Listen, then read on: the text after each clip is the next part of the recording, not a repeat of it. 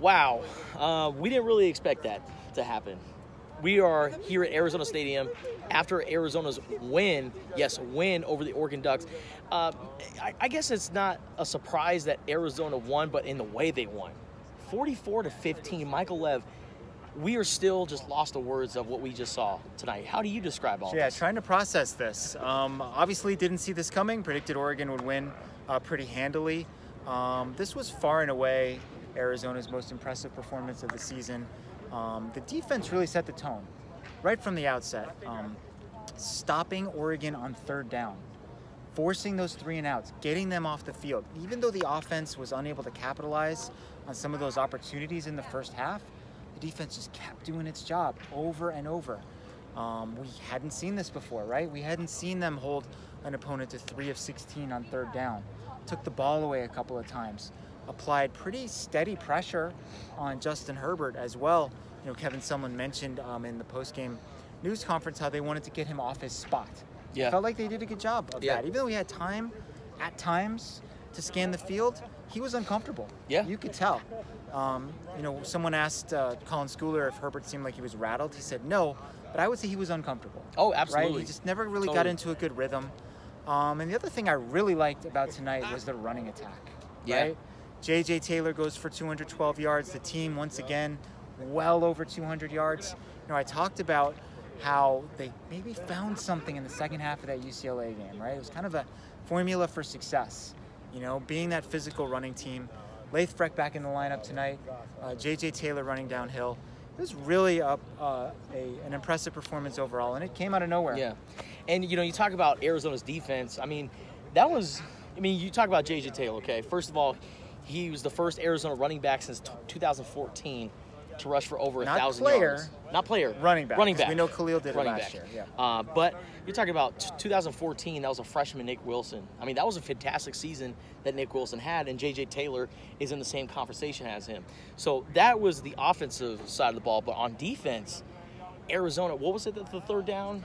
3 of 16. 3 of 16 on third down. And Oregon only had 270 yards of total offense tonight. I mean, isn't that crazy? You know what the common denominator is, though, between those two things?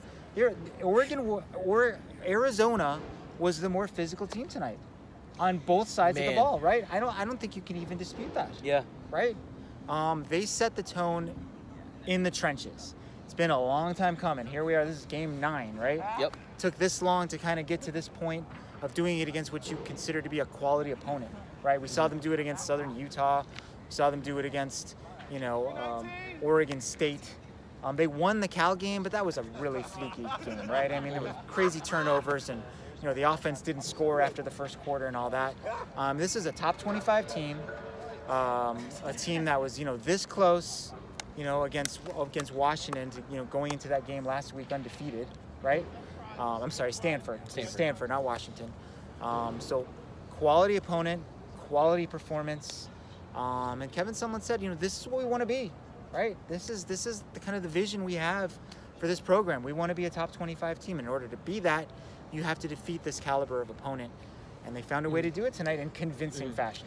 Now, Michael, when you look back at this game, and I know it's really you still have to watch the film, of course. Like Kevin Sumlin and the staff and the players do. Michael Lev watches film every Sunday. Was it mostly Arizona just coming out and playing on fire, or was it a matter of Oregon, like we talked about it off the air, they had a hangover from last week's loss against Washington State, and it looked like it was a combination of a lot of things, and Oregon, they just did not look good. No, they didn't. I think it's both, right? Yeah. I think Arizona played well, and I think that had an effect on Justin Herbert being off his game, for example. I mean, there were times when he had open receivers and he missed them, and I think it's because he wasn't comfortable with his feet, wasn't comfortable in the pocket, never got into a good rhythm, and that's because of what Arizona did to them, right?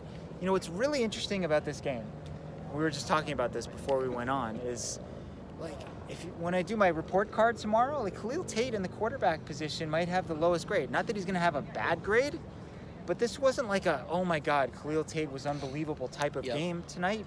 This was managing the offense, right? Not putting the ball in harm's way. He did have the one interception. which we didn't ask him about that. But for the most part, right, like he just sort of executed the offense, was able to move the chains. This was more about the defense, the running game, the special teams, all that stuff, which to me is actually more encouraging because you could argue that last October sort of gave Arizona a false positive, right? They won 4 games in a row, but how much of that was like on the back of Khalil Tate, you know?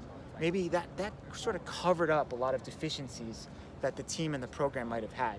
I would feel much better about like an all-around team victory like they had tonight than about those games last year. Now, looking back at the games under Khalil Tate, when was the last time an Arizona team under Khalil Tate played a complete game like that?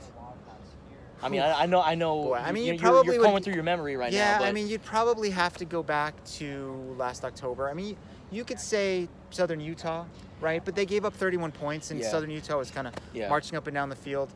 You could say Oregon State. I don't think Oregon State's very good. I was stunned that they came back to beat Colorado today. I don't know what happened in that game. That's a pretty embarrassing loss for the Buffaloes, who come here on Friday. So, you know, they're going to be motivated. Although we thought that was going to be the case with Oregon. Really, the key for that game, not to get too far ahead of ourselves, is whether Laviska Shenault is back. Yep. He's a difference maker. He's one of the 3 or 4 biggest difference makers in the conference. They've struggled without him. But I would probably go back to last October, right? I mean, they had that run. They had some pretty big blowout victories here at home. But I don't know, in any of those games, did the defense play as well as it did tonight? And that's what I'm saying. Like, I'm trying to think of the last time in Arizona defense and offense and special teams, they were all clicking at the same time. Well, the big talking point after the game was, you know, putting it together for 4 quarters. Yep. Right? And I would agree that has not been the case so far this season. Like, we've seen a lot of good second halves, really bad first halves. We talked before the game about the importance of getting off to a good start. You know, to me, like, the most important quarter out of those 4 was the first quarter, setting the tone, right? Like, getting the crowd engaged, you know, kind of putting Oregon on their heels. They blocked a punt in this game, too. They had only ended up with a field goal off of it, but still, huge play in special teams. They got that break where the ball, you know, hit the guy's leg, and they got the ball back, and they ended up scoring a touchdown on that play. They made all of their field goals, and can you imagine if they missed a field goal or two? Like, after, you know, you don't get a touchdown, and then you don't get any points at all. So I think making those field goals was big. Really encouraging performance. And now when you look at the whole season here, they're 4-5, right? 3 games left, 2 at home. You'd have to say 2 of those games are winnable, right? Yeah. Colorado and Arizona State at home are winnable. And if they hadn't won this game tonight, I don't know if we could have gotten into that position that I think everyone wants to be in heading into the last game, where maybe they're playing for a bowl game and Arizona State's playing for a bowl game, and maybe a loser goes home. They can definitely split the next 2, get to 5 and 6, and have something to play for in the last game, which would be fun, right? Herm versus Kevin Sumlin. Winner goes to a bowl game. For a berth in the Red Box Bowl. In the Red Box? The Taco Bell Gordita Bowl. What's the one up in Phoenix now? The Cheez-It Bowl? The Cheez-It Bowl. Yeah, one of those. Yeah, one of those.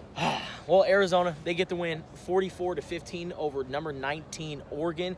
You can catch all of our content available on the Wildcaster app, which you can download on the App Store and Google Play. And don't forget to follow us on Twitter, Facebook, and Instagram.